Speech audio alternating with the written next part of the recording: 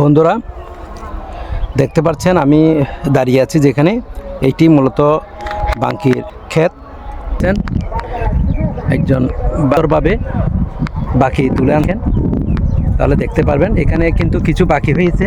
আপনার আমি যখন কাছে আসবেন খুবই সুন্দর বাকি হয়েছে, দেখেন মিষ্টি কুমড়ার মতো বাকি।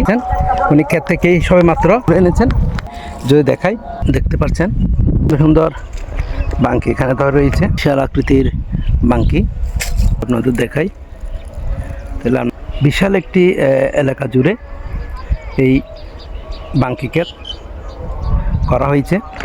আমি যদি আপনাদের আর একটু সামনে গিয়ে দেখাই, আমরা দেখতে পাচ্ছেন অনেক বড় বড় আকৃতির কিন্তু বাঙ্কি এখানে ধরে রয়েছে বিভিন্ন জায়গায়। আমি গাছগুলো নষ্ট হবে সেই জন্য একদম ভিতরে যেতে পারছি না। আপনারা দেখতে পাচ্ছেন কত বিশাল বাঙ্কি। এখানে প্রতিটা জায়গায় এই বাঙ্কি, একটি ছোটো বাঙ্কি আপনাদের যদি দেখাই, এই দেখেন এই ছোট্ট বাঙ্কি দেখতে পাচ্ছেন, ছোটো বাঙ্কি এগুলো বড় হবে। এবং বাঙ্কির ফুল, বাঙ্কি গাছের ফুল আমি আপনাদের দেখাচ্ছি, দেখেন খুব সুন্দর। এখন অনেক ফুল রয়েছে, আর মানে এটার অর্থ হচ্ছে অনেক বাঙ্কি ধরবে,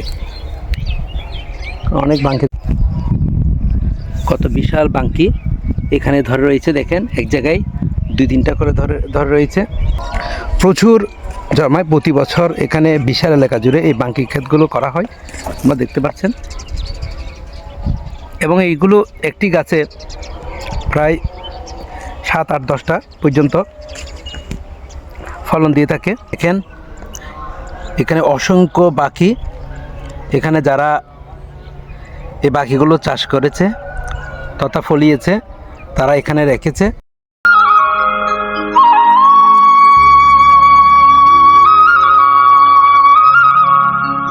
অনেক চমৎকার বাঙ্কি আপনারা দেখতে পাবেন, অনেক বিশাল আকৃতির।